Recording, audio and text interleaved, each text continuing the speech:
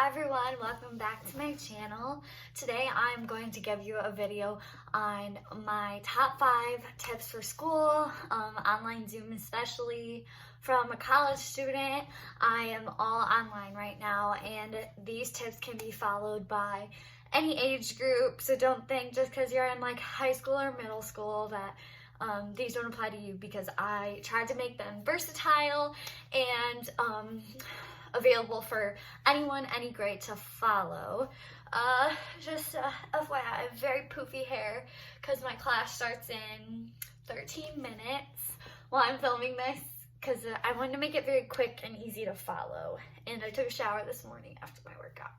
Just a little FYI. Okay, so tip number 1, this is only for Zoom, so that is to keep your camera on. I hold myself so much more accountable with what I'm doing, how much I'm paying attention, how good of notes I'm taking when I have my camera on, because you know, other people can see you, your professor or teacher can see you, so they can tell if you're paying attention or not. And that is something that I think makes me a lot more successful in all of my grades and my relationships with my professors as well.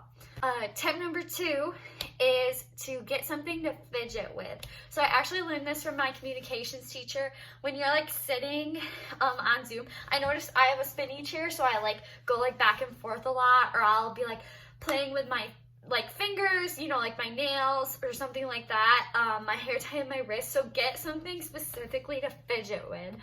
Don't get a fidget spinner, because that's just too much, and I don't really think that they do anything. My professor told us to get like pipe cleaners or like a squishy ball. And even if you can think of like another idea, it's really helped me. I actually use it in all of my classes now. So that is another tip to keep your attention focused on your Zoom screen, especially when you're at home around different distractions. Tip number 3 is at the end of each week, do a separate study guide for each class. So at the end of each week on Friday, I write down in separate study guides for each class a summary of all the information I learned. And I used to do it every day, but that would just take up too much time. So now I do it at the end of each week. And I find that summarizing all the information that I learned for each class for the entire week helps my brain to retain the information better. And going into the next week, it's going to help that information transfer over to the future material that I'm doing in each class. It doesn't have to be all the material you learned, just a summary and kind of the highlights and important points that you want to memorize. Tip number 4 is to set your atmosphere. So right now I'm about to start class. I have my salt lamp. I have all my candles going. I have a candle up there if you can see it. Candle in front of me. And I feel so much more calm and centered when I have all that stuff going. Make it a habit, you know, like once I like light these candles or turn on this lamp, like that's my mood to be in like study mode or class mode, stuff like that. So I think that tip definitely helps me to get my brain and body ready for what I'm about to do. So I'm sure you hear this tip a lot, but tip number 5 is to shut off like your phone or any other electronics that are distracting you. I'm gonna make this a little bit different, because yes, like turn your phone face down or put it in another room if you can't control yourself. But something I did on my computer, because I do Zoom on my computer and messages would always pop up in the middle of class, so I actually turned on Do Not Disturb on my computer as well.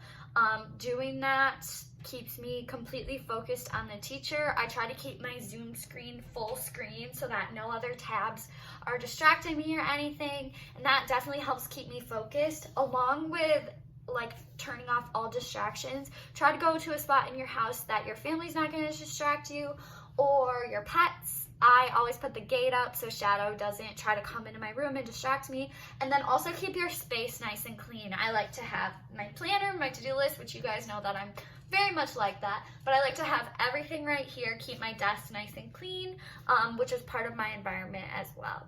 So I hope you guys loved these tips. I hope they were, one, simple, two, easy to follow, so that you guys can implement them into your life and your school schedule situation as well. So I hope you guys have a great day. Thank you so much for watching my video, and I will see you in the next one. Bye, guys. In my world,